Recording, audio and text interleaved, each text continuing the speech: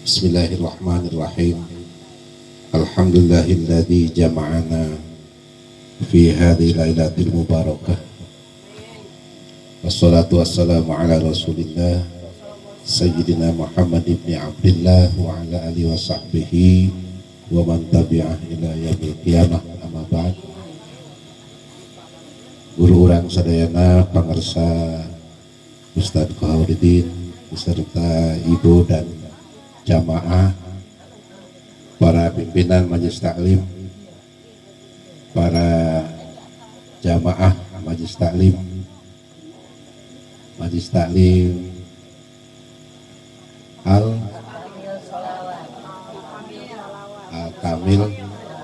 Al-Kamil Salawah. Mudah-mudahan sadayana jadi jalmi anu kamil, anu sempurna ibadahna, sempurna ilmuna, sempurna akhlakna, mudah-mudahan sempurna keluarga.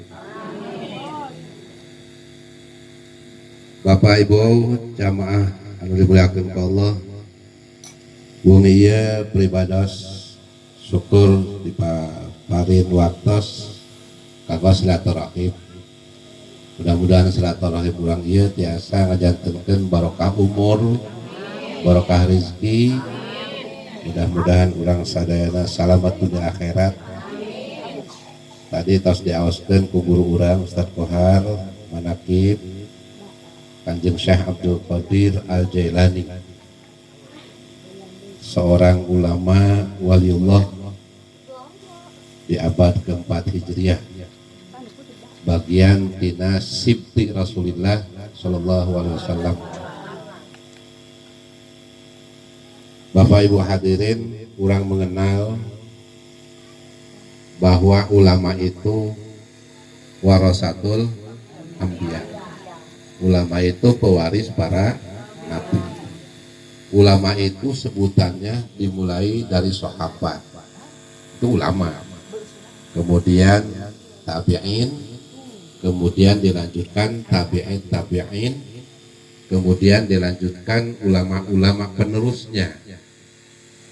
Nah, ulama-ulama penerusnya itu di samping ahli semua ilmu agama, di samping ahli Quran, ahli hadis, tapi para ulama juga mempunyai spesifik ilmu, mempunyai satu bidang ilmu yang lebih ditekuni. Ada ulama ahli tafsir, maka disebutlah namanya mufassirin. Ahli tafsir ini dimulai pada abad kedua seperti Syekh Sufyan Ats-Tsauri, dimulai juga pada zaman sahabat Nabi seperti Abdullah bin Abbas, ahli tafsir. Kemudian ada ahli hadis, yang disebut, yang kita kenal dengan muhaddisin, para ahli hadis. Ahli hadis ini dari mulai para sahabat, para tabi'in, tabi'in, kemudian para ulama penerus ahli hadis, semua itu ahlul hadis. Yang kemudian ada ulama-ulama yang rajin menghafal hadis, kemudian hadisnya dibukukan, ditulis, maka disebutlah ahlul hadis. Dimulai Imam Bukhari, Imam Muslim, Imam Nasai, Imam Ibnu Majah, Imam Baihaqi, Imam Abu Daud, Imam Tirmidzi. Itu diantara ahli hadis. Kemudian ada ulama juga yang menekuni spesial fikih. Fikih itu artinya apa? Paham. Nah, fikih itu paham. Maka bapak dan ibu kalau belajar fikih namanya berarti belajar paham agama. Belajar paham agama, itu fikih. Dari mana belajar paham agama? Itu adalah hasil istinbat, menggali dalil-dalilnya dari Al-Quran dan hadis. Maka disebutlah namanya fuqaha, para ahli fikih. Maka pelopornya para ahli fikih ini dimulai oleh Imam Abu Hanifah, kemudian Imam Malik, kemudian Imam Asy-Syafi'i, kemudian Imam Ahmad bin Hanbal. Di samping para fuqaha juga kita kenal juga dengan ulama-ulama ahli tasawuf. Ahli tasawuf. Apa itu tasawuf? Suatu ilmu, suatu amal dalam rangka untuk pembersihan badan, pembersihan lahir dan batin, supaya jauh atau tidak terkena noda-noda dosa. Itu ilmu tasawuf. Jadi ilmu membersihkan diri, kaitannya dengan adalah ilmu akhlak. Nah, dari ilmu tasawuf inilah para alim ulama mengajarkan atau membuat sebuah manhaj, metode untuk manusia membersihkan hati. Karena manusia kalau sudah bersih lahir dan batin, dohiriahnya dia tidak maksiat, sudah bersih dari dosa, penuh dengan amal ibadah, di samping batinnya, hatinya juga bersih dari sifat-sifat yang tercela. Maka manusia itu bisa dijuluki manusia yang bersih lahir dan batin. Ada ibu-ibu yang bersih lahir batin? Ada yang tidak punya dosa? Ngaco. Coba ngaco, sahan untuk buka dosa.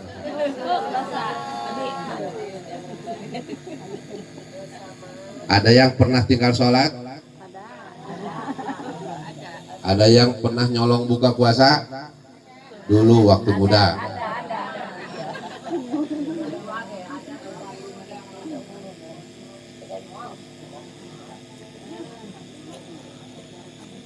Jadi ulama membuat satu metodologi cara-cara pembersihan lahir dan batin. Pembersihan lahir, tohir dari dosa-dosa dalam artian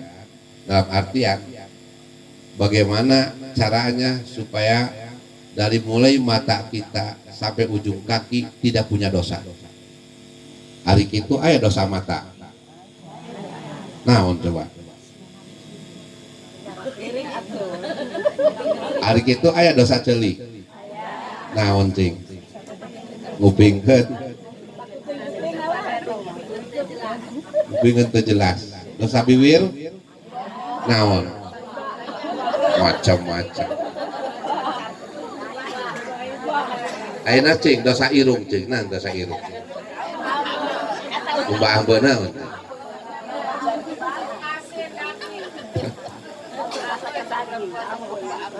Dosa pandangan. Cing nah coba dosa pandangan. Nah,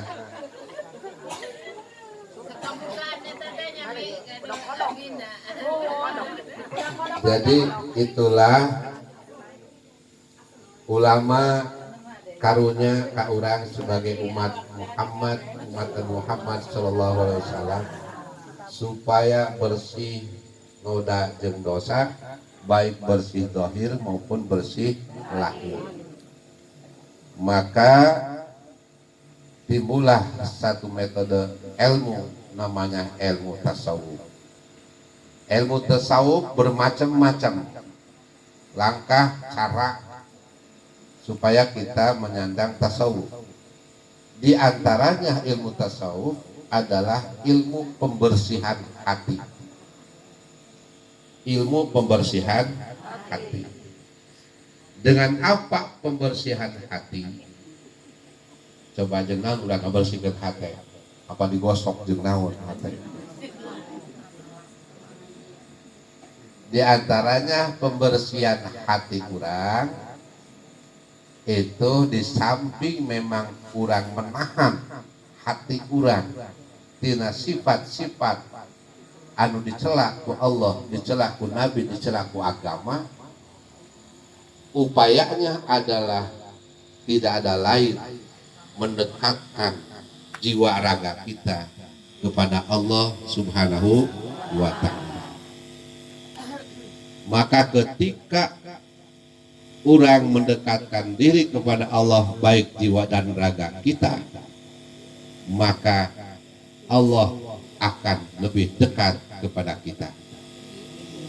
Jika Allah dekat kepada kita, maka jangankan dipinta Allah, tidak dipinta pun pasti Allah bakal ngasih. Sebab lamun satu dengan yang lain saling berdekatan berarti tos saling mahabbah. Saling naon? Naon mahabbah? Apal saling cinta. Manakala saling mencintai antara satu dengan yang lainnya, pasti lamun geus saling cinta mah teu kudu dipenta. Bener? Teu kudu di piraku aya kabogoh kudu dipenta bae. Berarti bogohna palsu. Ibu bogoh ka salaki isok merek. Salaki ibu bogoh ka ibu isok dipenta.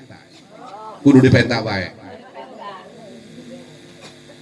Antara kabogoh jeung kabogoh mah jangankan dipinta, teu dipinta ge pasti merek.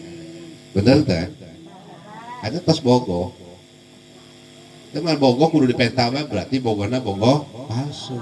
Ge tanya bapana, "Ieu bapak bogoh palsu, bogohnya?" Kan gitu.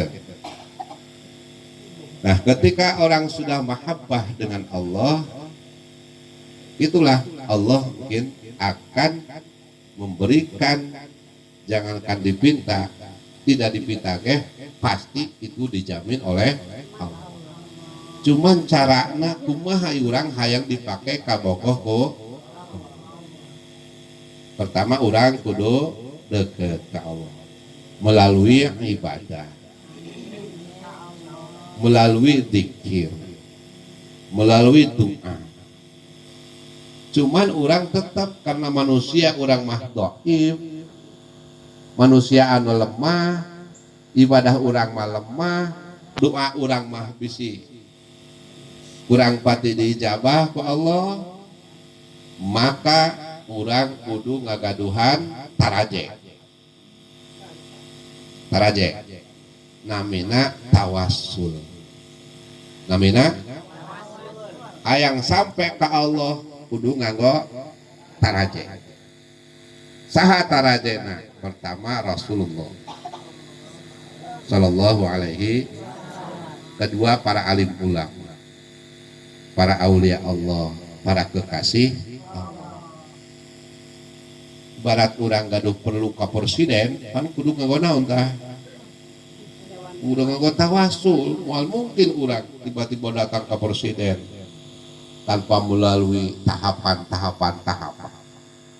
Nah, dina wengi ieu urang tawasulan karena berkaitan sareng haul Kangjeng Syekh Abdul Qadir Jailani, bagian tina sibti Rasul, anak cucu Kangjeng Rasul, di mana Syekh Abdul Qadir bagian cicit anu kua 12 di Rasulullah sallallahu alaihi wasallam.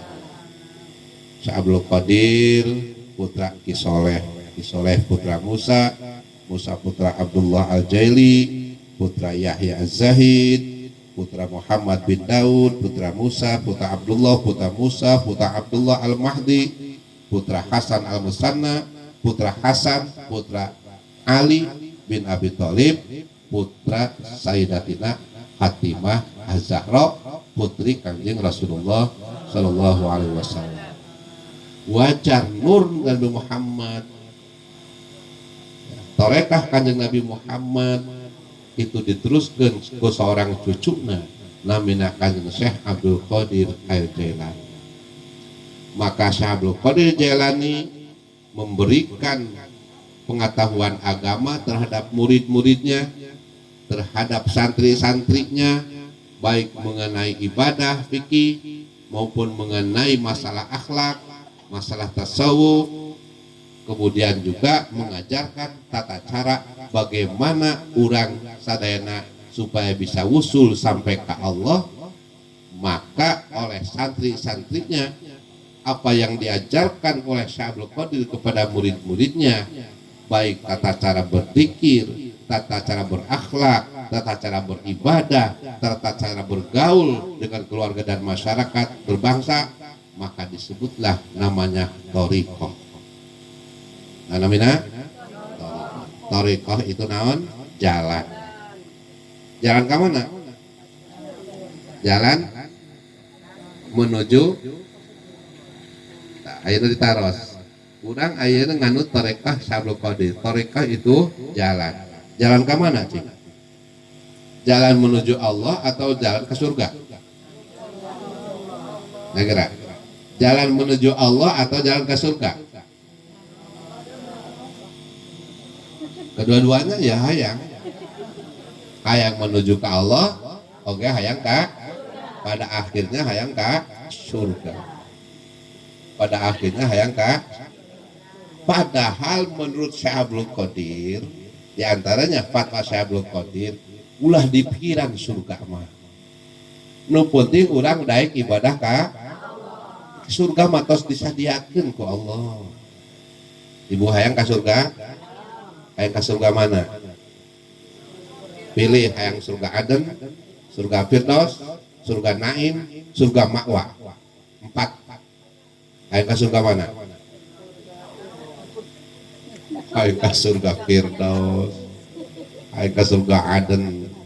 Pintu surga 8, surga na 4, pintuna naik lewat pintu mana? Naik lewat pintu payun. Naik lewat pintu payun. Nah, nu gaduh pintu surga ieu saha? Allah. Kemudian pintu ieu saha nu bisa ngabuka? Miftahul jannah la ilaha illallah, la ilaha illallah Muhammadur Rasulullah. Eta kunci. Ketika manusia hayang wusul ke Allah, ibadahna hayang diterima, syariat dilaksanakan, tetapi hati sudah bersih, hati sudah penuh sempurna iman ke Allah, numawi zikir baik jahar maupun khafi maupun sir dengan kalimat la ilaha illallah, manusia bisa dakhalal jannah, masuk surga. Kamana orang belajar kalimat la ilaha illallah? Tentunya di guru-guru urang. Guru urang ti saha? Ti guruna deui. Guruna ti saha? Ti guruna deui, ti guruna deui, ti guruna itu. Itulah namina taraje thariqah. Jadi zikir la ilaha illallah diantawis sajabi memang memperkuatkan iman urang, eta teh pensucian hati urang tadi. Pensucian hati urang. Semakin melekat zikrullah dina hati urang, semakin kosong hal-hal anu lain selain zikir ka Allah, urang semakin wusul dekat ka Allah, semakin dekat ke Allah, semakin mahabbah saling cinta jeung Allah. Nah, numawi namun ketika orang zikir la ilaha illallah, beteskeun, khusyukkeun, hadirkeun hate ka Allah. Tapi itu disebut namina afdhalul dzikri la ilaha illallah. Dina hadis teh ayat 2 ayat afdhalu dzikri la ilaha illallah pangutama dzikir membaca la ilaha illallah ayat oge hadis menerangkan afdhalu dzikri qiraatul Quran utama dzikir membaca Al-Quran. Tos ibu-ibu suka dzikir membaca tahlil disebut namanya tahlil. Disebut tahlil la ilaha illallah. Kami disebut tasbih subhanallah. Disebut tahmid, disebut takbir, disebut hauqalah, la haula wala quwata illa billahil azim. Itu al-baqiyatus sholihah, kalimat-kalimat anu bisa menghantarkan kebahagiaan keselamatan orang di akhirat. Terutama kalimat tahlil tauhid, kalimat la ilaha illallah disebut kalimat tauhid karena ini mengandung kalimat keimanan. La ilaha teu aya pangeran hak wajib disembah illallah. Angin menawi ketika baca illallah benangkeun hamzahna illallah. Angin Allah.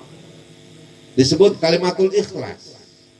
Kalimat mulus, kalimat bersih, membersihkan hati tina gangguan-gangguan anu lain selain Allah.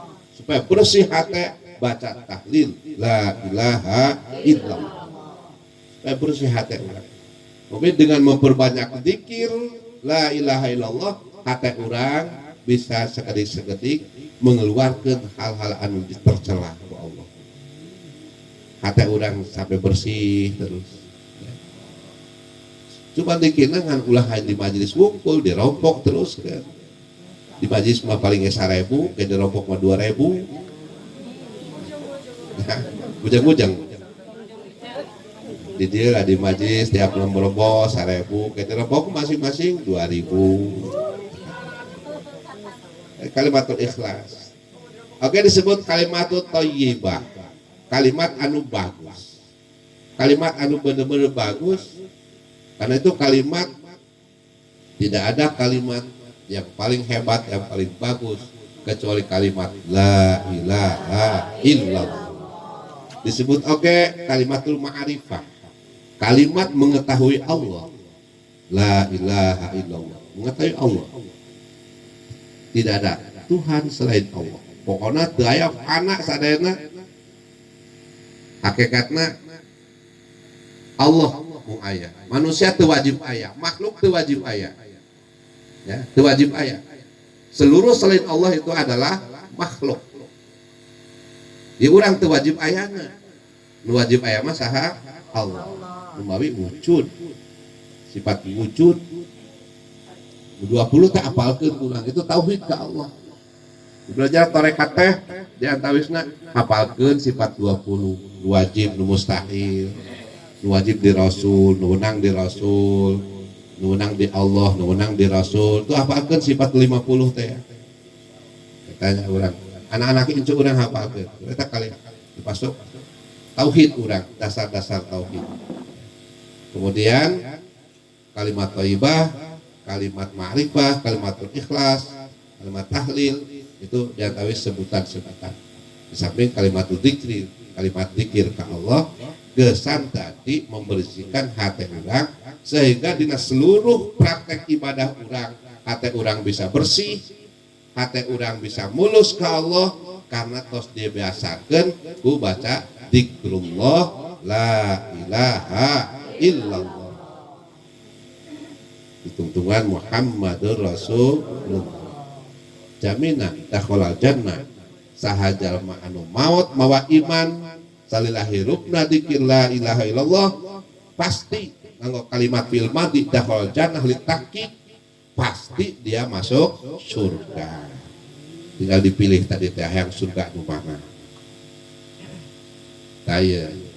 Jadi urang teh hayang masuk surga, hayang diaku ku Allah, hayang diaku ku Rasulullah, hayang diaku umat Rasul, tentuna kudu nganggo taraje. Taraje itulah namina torekat jalan. Taraje mana nu dianggo kurang? Taraje para alim ulama.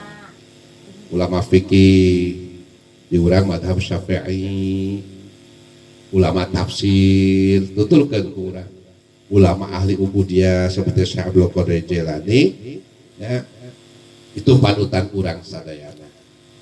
Nu terkenal di urang teh aya dua ulama, satu Syekh Abdul Qadir Jailani dalam bidang akhlak tasawuf dan Imam Ghazali, keduana dalam bidang fikih Imam Asy-Syafi'i. Kadi urang syariatna mengikuti madhab Imam Syafi'i, ya, tasawufna mengikuti Imam Ghazali, torekotna mengikuti Syekh Abdul Qadir Al Jailani.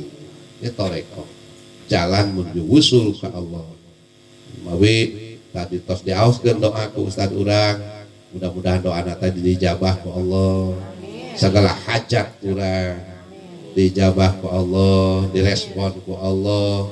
Kabutuh naon tinggal panggil aulia Allah, panggil Kanjeng Syekh Abdul Qadir Jailani sebagai taraje urang ke Allah.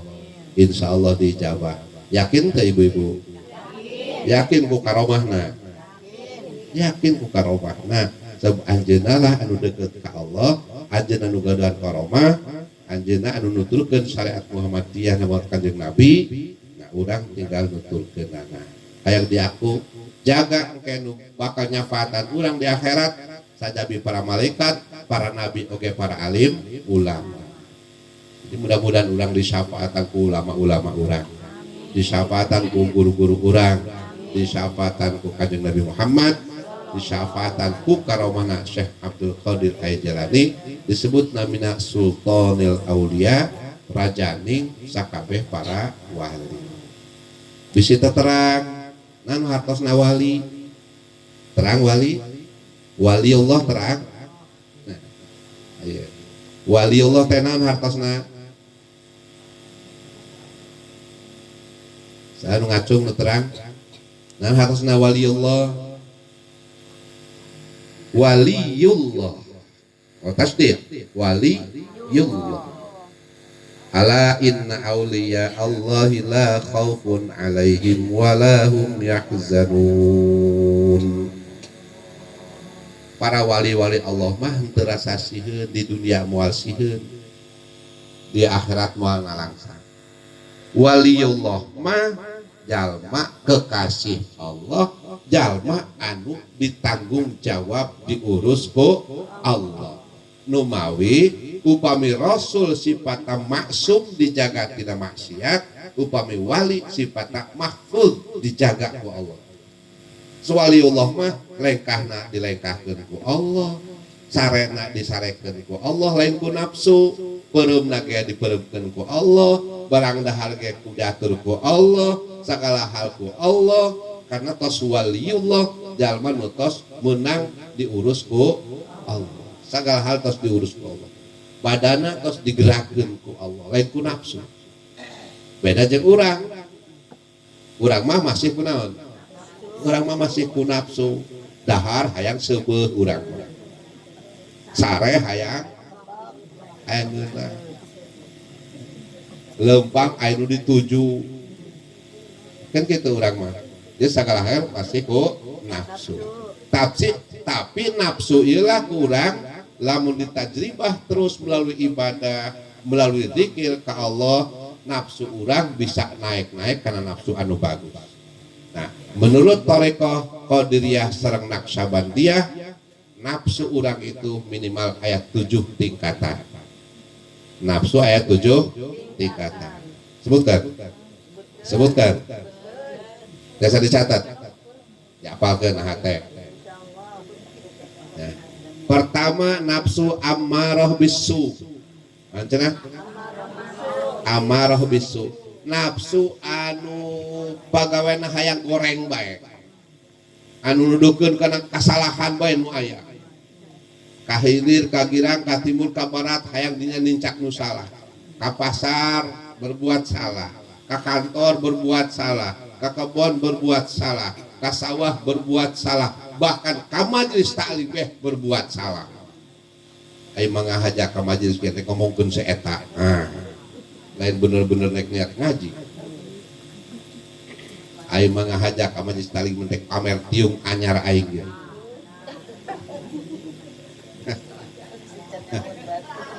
Aing naik bebeja boga salki anyar ya. Pertama nafsu ammarah bisu, nafsu orang anu ngadorong karena kagorengan baik. Sebenarnya itu mah nafsul kafaroh, nafsuna jalma kafir. Ulah dianut ke urang. Nafsu kafir eta. Tahu kafir mah kamana-mana lagi salah. Karena tegaduh patokan, tegaduh tauhid. Salah. Lamun urang dituturkeun berarti urang nuturkeun nafsu kafir. Kedua nafsul lawamah. Nah, nafsul lawamah. Nafsu lawamah, nafsu urang, jelema mukmin, jelema iman, ya, tapi masih kurang, jauh, masih kena ngedul ibadah, nafsu lawamah, masih kena endung saheuk salat ge, komo ngaji mah saheuk, puasa ngerasa kesel wae, rek maca Quran ge saheuk ngebukakeun Quran ge, nafsu lawamah. Jadi nu aya iman mah iman ke Allah tapi berat terus ngelaksanakeun maksiat. STMJ, salat terus maksiat jalan. Gitu. Kadang-kadang malah lain keur dina maksiat bae boga dosa. Keur salat berjamaah malah boga dosa. Kan aneh. Aya teu gitu. Keur salat berjamaah tapi boga salat mah salat tapi boga kalau salat berjamaah kebenaran imamna si anu sakabal salat hate ngeletak bae teu makul kana imam aya sok aya gitu sakabal salat sampai salam deui enak bae kana imamna eta tuh jadi akhirnya salatna lain hate kan gitu lain hate sakabal salat sakabal salat ningalikeun mau kena batur bae kena setan gagal sampai salam deui ningalikeun merek samping batur diburi wadimor nah, orang kadang-kadang gitu dina ibadah ge malah berdosa isok kadang-kadang di majelis salim urang berdosa mungkin berdosa Ustaz menerangkeun di mahantem cacahan nanti dosa eta ngacaprak narungan Ustaz nah, karena orang masih gade keneh nafsu lawam kumaha nu kitu terus bae kege maka bantu ku zikir bantu ku amalan bantu terus ingat ke Allah baik khafi maupun sin maupun jahar zikir ke Allah mungkin kita setik tah penyakit nu eta leungit mungkin orang terus ibadah orang naik ilmu orang terus ngaji terus dengan ilmu terus supaya naik ilmu ibadah orang maka naik nafsu orang jadi nafsul mulhimah nafsul mulhimah dibarengan ibadah dibarengan ku ilmu lamun urang nek maksiat ge nyaho beuh ieu dosa gara-gara tobat gara-gara istighfar nyaho ieu salah gara-gara tobat dan nafsul mulhimah salat urang dibimbing ku ilmu ibadah dibimbing ku ilmu kasab urang pagawean urang ka pasar ka kebon